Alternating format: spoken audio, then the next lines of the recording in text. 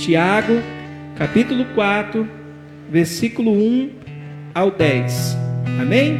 Primeiramente, eu quero falar sobre o versículo tema da mensagem de hoje, que está no versículo 8, diz assim: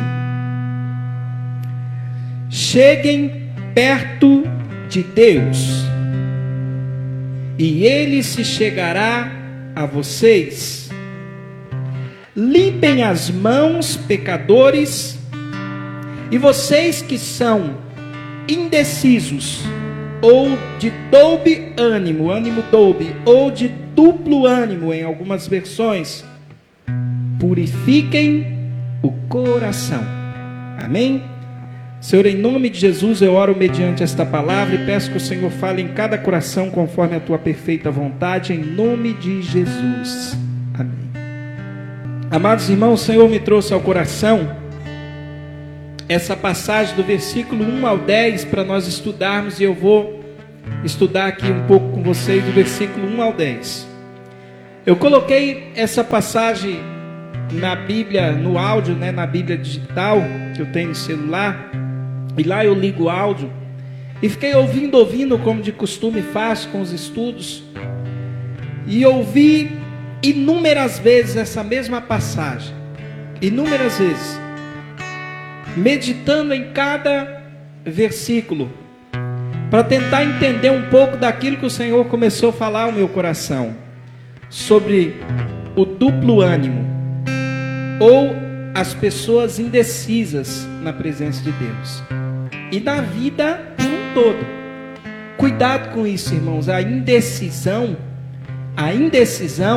e o duplo ânimo é um problema perigoso para a vida das pessoas, e nós devemos, como pessoas de Deus, que servimos a Deus, observar como que nós vivemos a nossa vida, porque esses 10 versículos aqui que eu vou estar lendo, ele fala da amizade com o mundo e a inimizade com Deus. Só que nós que somos cristãos devemos entender o que é a amizade com o mundo e a inimizade com Deus. Por que que o apóstolo Tiago está falando? Cheguem perto de Deus. Porque as pessoas aqui estavam longe de Deus, pensando que estava perto, né? Então ele fala: cheguem perto de Deus e Ele se chegará a vocês. Primeira coisa que eu aprendo antes de começar no versículo 1: a pessoa já serve a Deus pelo menos 3 anos, 4 anos, 5 anos, e você ainda é uma pessoa indecisa. Indecisa em que sentido? Não é uma pessoa estar fraco na fé. A fraqueza na fé, muitas vezes ela vem pela luta, pela dificuldade, o medo, a angústia. Muitas dessas coisas acontecem na vida de um cristão, e nós devemos lutar nesse momento para que o Espírito Santo nos fortaleça e sejamos vencedores. Então não confunda muitas vezes a fraqueza na fé, ainda que ela não é nem um pouco boa. A indecisão é aquela pessoa que ela já serve a Deus 3, 4, 5 anos, já passou pelo, como diz aí, pelo estudo da ciência, do tempo que o ser humano se acostuma com as coisas.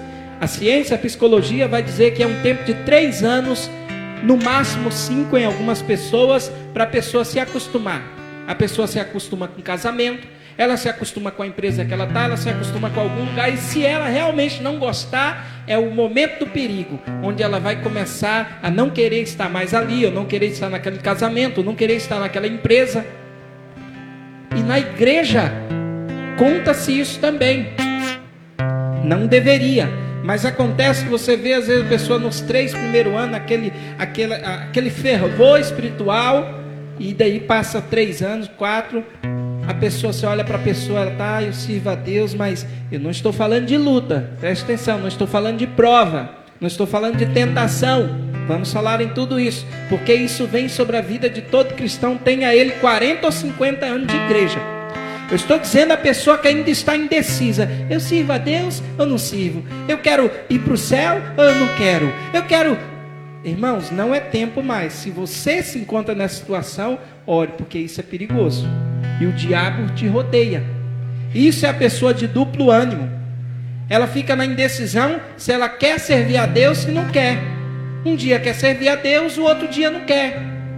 Jesus nos fala assim, irmãos, aquele que lança a mão do arado, ele não pode olhar para trás, porque o que olha para trás não é digno dele. Ele está falando de pessoa indecisa. Está falando de indecisão. Aí a pessoa fala, nossa, eu casei, mas sabe, em 3 anos, não sei se você quer estar mais casado. Assim como o casamento, irmão, andar com Deus, você não pode simplesmente querer parar, porque vem a luta, porque a luta vem na vida de todo mundo, assim como vem em um casamento. Então, por isso que eu disse, não é ouvir a prova, não é indecisão. O cristão que não vive no duplo ânimo, sabe a diferença dele? Vem a luta, vem a prova, a pessoa fala, nossa, você está passando por tamanha dificuldade. Ele fala, está difícil, mas eu tenho orado, eu tenho buscado. Eu tenho buscado, porque servir a Deus não é fácil, as lutas vêm, a gente sabe. Mas a pessoa está persistente, buscando com fervor. Não é a pessoa falar, não, está difícil. A pessoa que não vive no duplo ânimo, ele fala, não, a luta está aí, a dificuldade está aí, mas eu tenho que pensar igual o apóstolo Pedro, para onde iremos nós, se só o Senhor tem palavra de vida eterna? E a gente esmurece. Para onde iremos nós, se só o Senhor tem palavra de vida eterna? Então, irmãos, o cristão precisa entender isso. A prova, a dificuldade que for, tem que estar do lado de Deus. Olha o que ele diz aqui, se cheguem perto de Deus. É melhor você estar perto de Deus do que perto de qualquer pessoa por aí, porque não vai dar certo.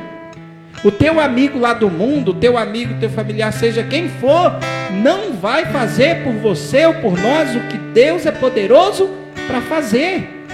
Mas a pessoa que vive na indecisão, ela não pensa assim. Ela vai começar a reclamar, Deus esqueceu de mim. Deus não tem feito mais o que fazia por mim no começo. Então para que eu vou servir Ele? Sabe o povo lá quando saiu do Egito? No deserto, já estamos livres, né? Estamos libertos. Estamos libertos. O povo de Israel está liberto. Mas lá no Egito tinha cebola para nós comer. Aqui está difícil.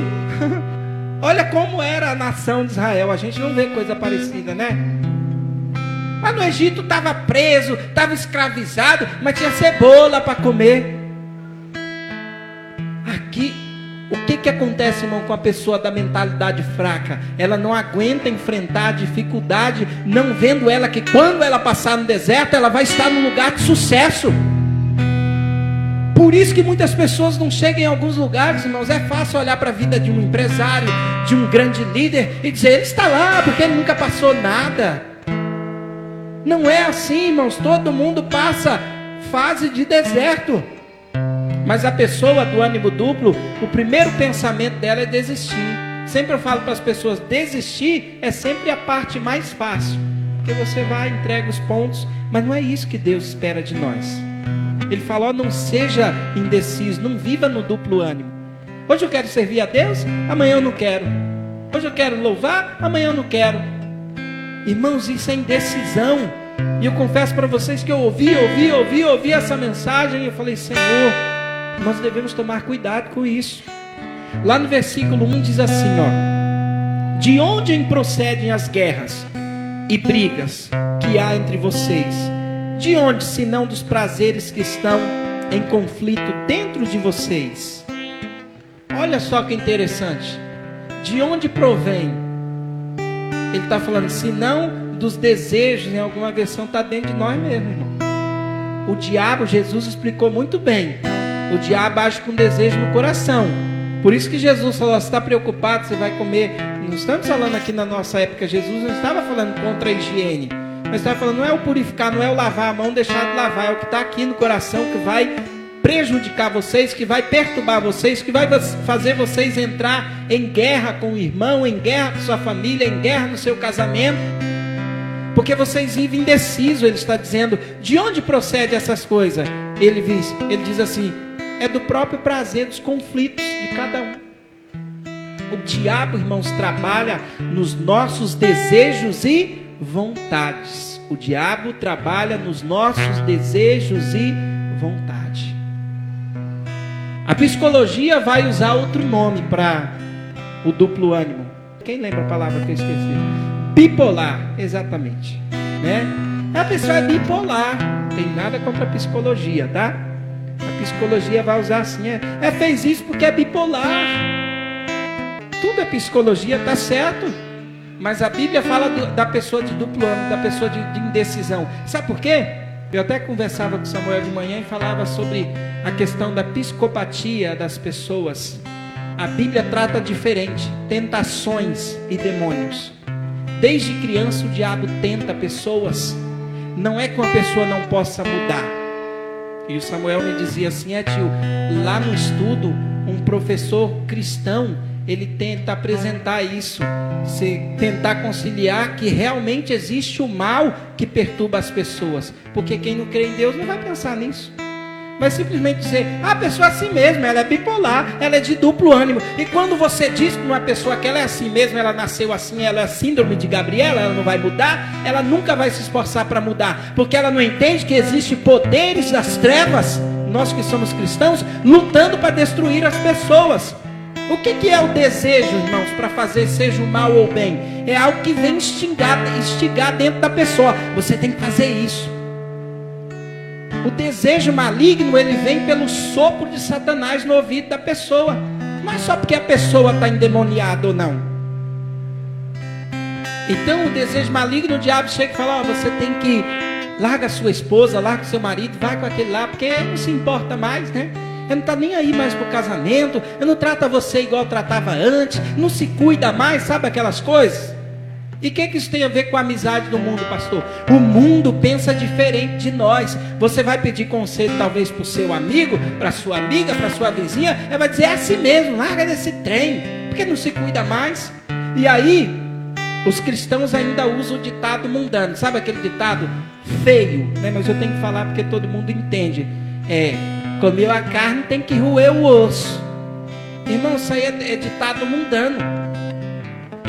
Isso aí faz a pessoa simplesmente se acomodar e o diabo age na situação. Nós não fomos criados para sermos semelhantes ao mundo. Não. Nós devemos buscarmos estar perto de Deus. Com quem que a gente toma conselho? Então, os desejos estão dentro de nós, seja ele qual for. Uma pessoa quando vem e ele faz o mal, é porque o diabo conseguiu convencer ele de fazer o mal. Lembra quando Caim matou Abel? O que Deus falou para ele? Deus falou assim para Caim, está lá em Gênesis 4. Caim, o teu desejo será sobre você. Se você deixar, ele te domina. Deus está falando para Caim, você matou o seu irmão? Em outras palavras, o sangue dele clama da terra, porque esse desejo brotou no seu coração por causa da sua raiva e você se deixou dominar. Não tinha desculpa para Caim, porque ele era bipolar. É porque ele era, não, é porque, irmãos, ele estava longe de Deus. E aí a inveja que ele teve do irmão dele, ele se deixou dominar e foi lá e matou o irmão dele.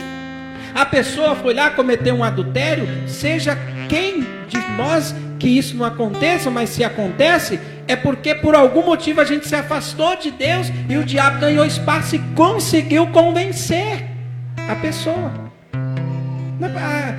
Volta a dizer, a psicologia vai dizer, não, porque eu sou bipolar, uma hora eu tenho um desejo maligno.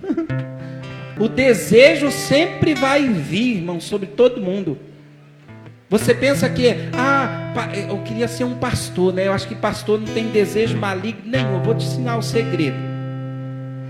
Nós só não vamos ter nenhum pensamento mal se nós nos enchermos de coisas boas. Porque quanto mais nos enchermos de coisa ruim, a Bíblia fala que o coração, a boca fala que o coração está cheio.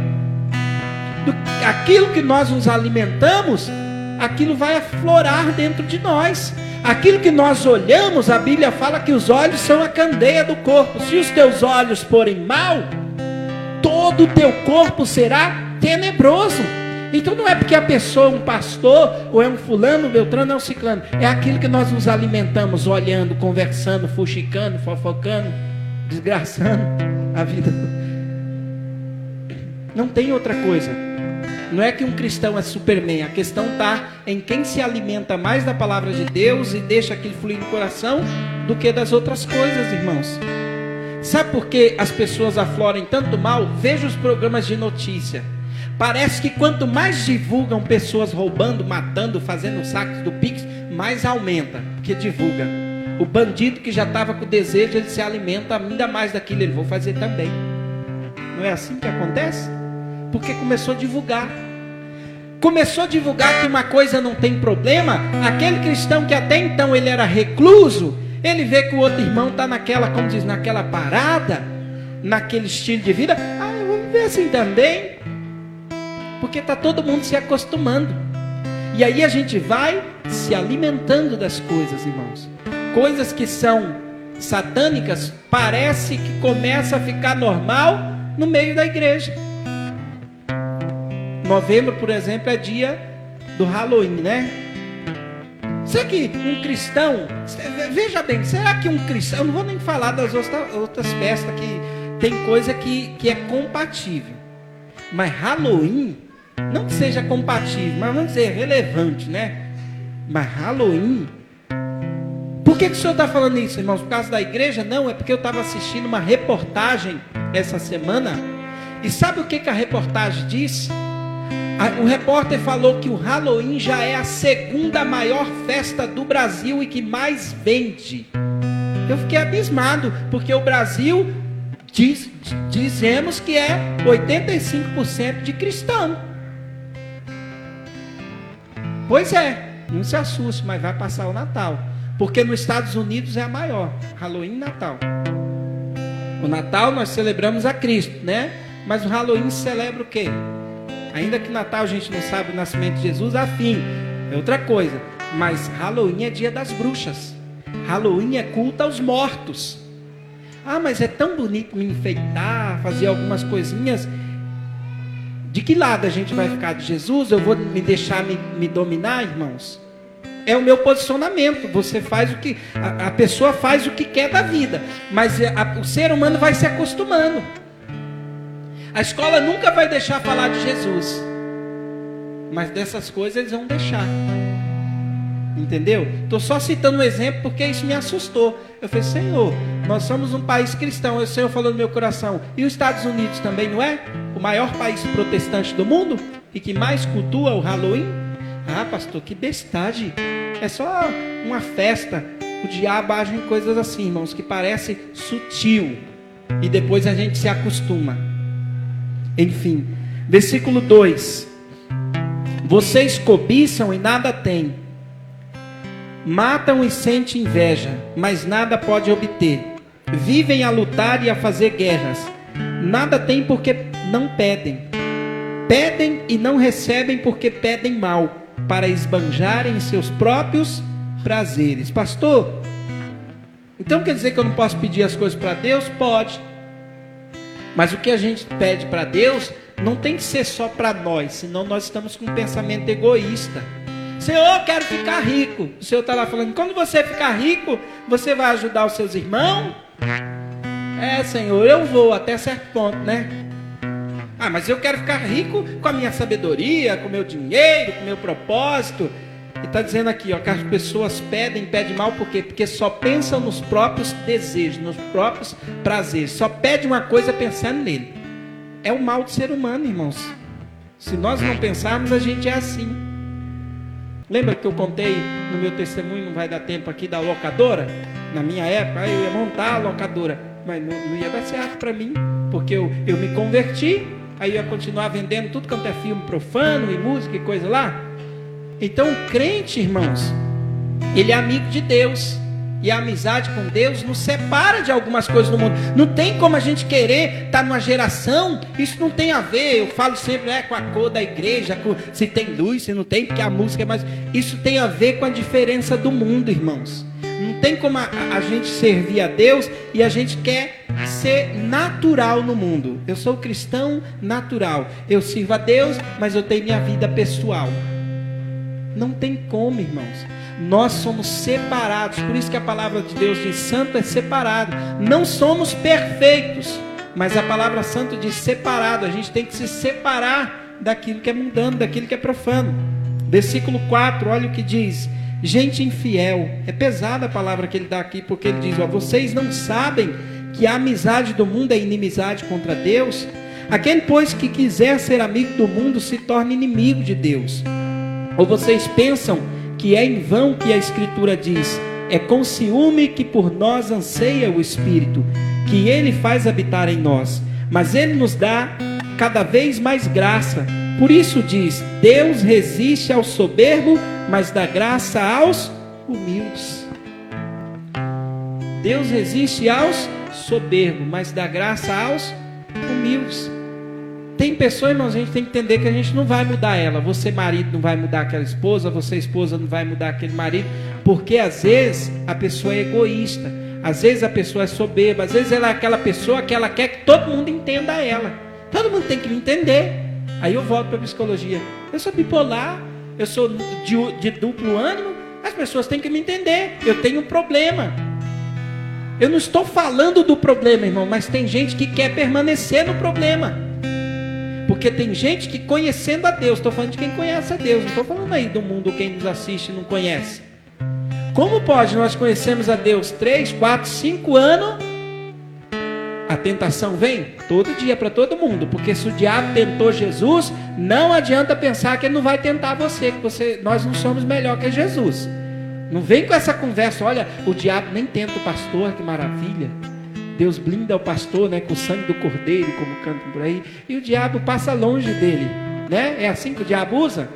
O diabo sabe, o diabo não passa nem perto do pastor. O diabo tenta todo mundo, irmãos. Só que o que vai nos fazer cair é como nós estamos alimentando o nosso coração. Eu sou homem, como o Valdemir é homem, um dos irmãos é homem.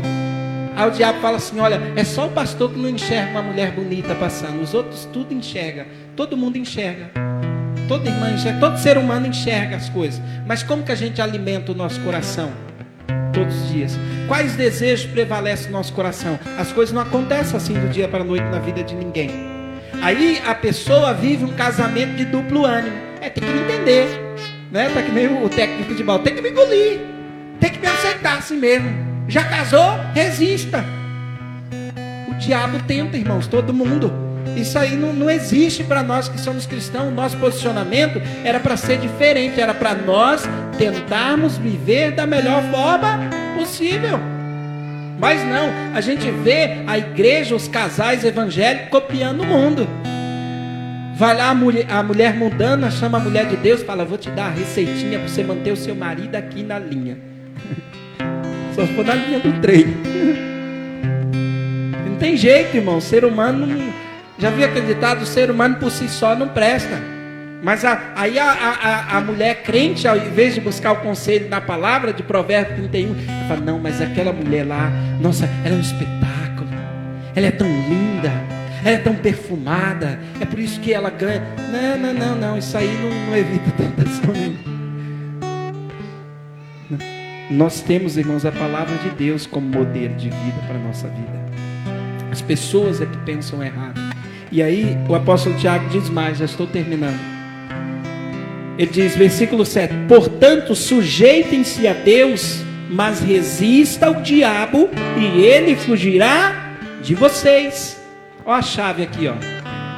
Sujeitem-se a Deus. Como que a gente se sujeita a Deus, irmãos?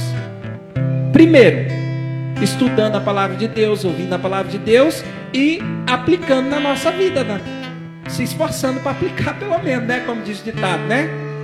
Então, pastor, isso vai fazer com que o diabo não me entende? Não, ele vai tentar do mesmo jeito. Ele vai sempre procurar uma brecha. O problema da igreja é esse: ele pensa assim: vai chegar um momento que eu vou estar tão forte que o diabo não vai me tentar. Vai chegar um momento que, se você buscar, se você orar, se você for uma pessoa temente a Deus, se você for uma pessoa dedicada ao Evangelho, o diabo vai vir tentar, mas você é que vai estar resistente a ele, porque você vai estar submetido a Deus. Agora, quando nós pensamos diferente, irmãos, estamos vivendo para Deus, mas estamos no duplo ânimo, né? Meu casamento não está muito bom lá em casa, não, sabe? Não está muito bom, não. Por isso que eu tenho batido um papo com a mulher lá na empresa. Ainda bem que não sou eu que nem trabalho em empresa, mas enfim, né? Eu tenho batido um papo. Nossa, que mulher perfumada. Pastor, o senhor nem sabe. A minha me trata igual um vira-lata. O diabo, ele vai achando espaço no quê? A pessoa está se sujeitando a Deus? A pessoa não está se sujeitando a Deus. Sabe o que é se sujeitar a Deus? A pessoa pensa diferente. Ele vem, pastor, eu preciso de oração, porque o diabo está cirandando lá em casa. Viu que Jesus falou para Pedro? Pedro, o diabo está cirandando com você, mas eu fui orar ao Pai para que tenha misericórdia de você. O que é cirandar, irmão? Ninguém aqui sabe no Brasil, né? Brincar de roda, não é? O diabo está rodeando, fica aquele rodeio, sabe? Você sabe como diz ditado, como diz o jovem, que a gatinha do inferno está te rodeando. Você já viu o que gato faz? Gato é um bicho esquisito, né? O gato chega perto da gente assim e fica se esfregando, não é? Ou não? O bicho esquisito é o gato. Ele chega de mansinho e começa a ficar se esfregando. Vou dizer uma coisa para você, né? Seja jovem ou adulto. A cigarra canta bonito, mas morre rápido. A cigarra canta bonito, mas morre rapidinho, né? O gato se esfrega, aquela beleza, mais unha, cara. E aí, irmãos, a gente não vê que nós temos que resistir ao diabo, e só há uma maneira de resistir, fazendo a vontade de Deus. Porque não tem pastor super-homem, não tem crente super-homem, não tem não. Veja só, irmãos, versículo 8. Cheguem perto de Deus e Ele se chegará a vocês. Limpem as mãos, pecadores. E vocês que são indecisos, purifiquem o seu coração. Olha que interessante, tem pessoa que está no pecado, que está no erro, que está na indecisão, mas ela chega para a gente e quer que a gente entenda o lado dela. Irmão, não tem como entender o lado do pecado, só tem como orar por você. A Bíblia está falando, se a gente está no pecado, tem que limpar as mãos. Entendeu? O pastor tinha que entender o meu lado. Eu fui falar para ele que a coisa... Não, eu tenho que orar. Jesus disse a Pedro, eu fui orar a Deus, porque o diabo está cirandando com você. Entendeu a diferença? Nós, como pessoas de Deus, não devemos querer que ninguém entenda o nosso lado errado, o nosso desejo profano, o nosso pecado. Nós temos é que pedir, irmão, ora comigo, porque eu tenho estado fraco na fé, eu quero vencer essa tentação, eu quero vencer esse mal contra a minha vida, eu não quero permanecer assim. Essa é uma pessoa que vive para Deus. A tentação vem, muitas vezes ela já caiu, ela falhou, mas Deus estendeu as mãos, ela se levantou, Deus colocou de pé, mas ela não quer, sabe, conversa fiada no ouvido, ela não quer carinho pelo erro dela, ela quer alguém para orar e falar, ora comigo, porque é isso que a Bíblia fala, irmãos, oreis uns pelos outros para que sareis. Então ela chega, pastor, eu preciso de oração, viu? Porque, olha, o diabo tem me tentado nessa área, e vou falar a verdade, estou meio fraco aí. Ou se você não quer falar, mas tenha pelo menos esse pensamento. Porque quando você não tem esse pensamento, e você está naquele pensamento assim, o diabo tem me tentado, para eu largar da minha mulher, mas também aquele trem só me perturba. Estou querendo mesmo. Fazer o que, né? Casamento é uma vez só, né? Está escrito lá no meu livro também, está escrito na Bíblia. Não adianta querer voltar atrás. Agora eu vou te dizer, não é só casamento, vida com Deus também. Aceitou Jesus, passou pelas águas do batismo, não vou ser, como diz, não vou ser bonzinho com você não. Cuidado, não olhe para trás. Essa é a questão. Olhe somente para o alvo. A tentação está atrás de você. Pastor, estou querendo desistir, mas não desiste não, porque se você desistir, o diabo está doidinho para te levar para o lado dele, ou muitas vezes para a morte, né? O diabo anda buscando ao derredor quem ele possa tragar. E às vezes nós, irmãos, como pessoa de Deus, a pessoa vem, olha, estou querendo desistir, estou tão fraco na fé, os irmãos não ajudam, e a gente é assim mesmo, com o tempo os crentes... Irmão, não é isso, nós temos que orar, nós temos que dar uma palavra de fé, nós temos que falar, não, você precisa ser forte e corajoso, é isso que a Bíblia diz, é isso que Josué ensinou, seja forte e corajoso, diga ao fraco, eu sou forte, é isso que a Bíblia diz. Eu não quero saber o que o coach do mundo está dizendo, entende a diferença? Eu tenho que ir pelo que a Bíblia diz. Josué chegou diante do povo e falou, decida aí quem vocês querem servir. porque eu e a minha casa serviremos ao Senhor. Escolham vocês. Para quem que ele falou isso? Para o povo de Israel. Não foi para outra pessoa. Então, irmãos, finalizando aqui versículo 9 e 10. Olha só o versículo 9. Reconheçam a sua miséria. Forte não a palavra, né? Não sei se o termo, eu não uso muito esse termo forte, né?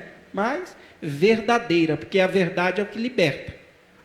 Reconheçam a sua miséria. Irmão, essa palavra é pesada. O Vinícius estava andando falando isso aí em casa, mas de um vídeo, tem um vídeo, até a gente brinca, né? Porque passa lá no vídeo, né? Tudo do carinha falando no vídeo, assim, e aí cita o nome de miséria lá, né? E aí vai acostumando a gente, eu falei, tira a miséria da boca. Porque essa é uma palavra muito pesada. Desde cedo meu pai sempre me ensinou, tem palavra que é pesada para a gente estar falando miséria, é desgraça, é coisa assim. É pesado, irmãos. Mas a Bíblia está dizendo, reconheçam a sua miséria, o seu erro, o seu pecado, a sua fraqueza, a sua fragilidade, onde você tem caído, você tem que reconhecer. E aí ele diz assim, lamente e chore, que o riso de vocês se transforme em pranto, e que a alegria de vocês se transforme em tristeza. O que é isso daqui, irmão? Reconhecer a miséria, lamentar e chorar. Se está rindo, ele fala, vai chorar. Em que sentido que a Bíblia está dizendo? Tem pessoa, ele está servindo a Deus, como eu disse, já tem 3, 5 anos servindo a Deus, ou 10, ou seja lá quando for. Ele está vivendo indeciso, ele está vivendo de duplo ânimo, ele está vivendo no pecado, mas ele leva a vida como se nada estivesse acontecendo, nos risos, ninguém tem nada a ver com minha vida. A Bíblia está dizendo, reconheça a sua miséria. Você anda rindo por aí, talvez para os outros ver, mas você devia estar chorando, lamentando. O que é isso? Chorando. Chorar na Bíblia e se lamentar não é um choro de emoção. Choro de emoção não transforma ninguém. Eu sou uma pessoa que pouco choro, sabia? Não porque eu não sinta tristeza ou emoção. Eu sou uma pessoa que pouco choro. Eu conversava com meu sobrinho Samuel, disse assim, desde que a minha mãe morreu, eu tinha 10 anos. Foi a última vez que eu chorei muito. Mesmo quando meu irmão morreu, eu senti tristeza quando um parente, e a dor é pior, porque parece que por dentro. Só que só o chorar no velório não transforma ninguém. Só o chorar no culto não transforma ninguém. É só um estado emocional. É bom. Só que o chorar aqui, a Bíblia está dizendo, não é chorar só para derramar lágrima. O crente, quando ele chora, as lágrimas dele é colhida pelo anjo do Senhor. Então, o lamento do crente é uma oração. Essa a diferença, não é estar chorando à toa. É estar chorando aos pés do Senhor. E finalizo, versículo 10. Humilhe-se diante do Senhor, e Ele vos exaltará. Se coloca de pé, irmãos. Humilhe-se diante do Senhor, e Ele vos exaltará. Não adianta nós querermos buscar nas pessoas que nos levante, porque não adianta. Olha, eu estou meio para baixo porque o pastor não me levanta, meu marido não me levanta, minha esposa não me levanta, o meu amigo não me levanta, o meu filho não me levanta, ninguém me levanta nessa vida. Quem nos levanta é Deus, irmãos. Ele está dizendo, quem nos levanta é o Senhor.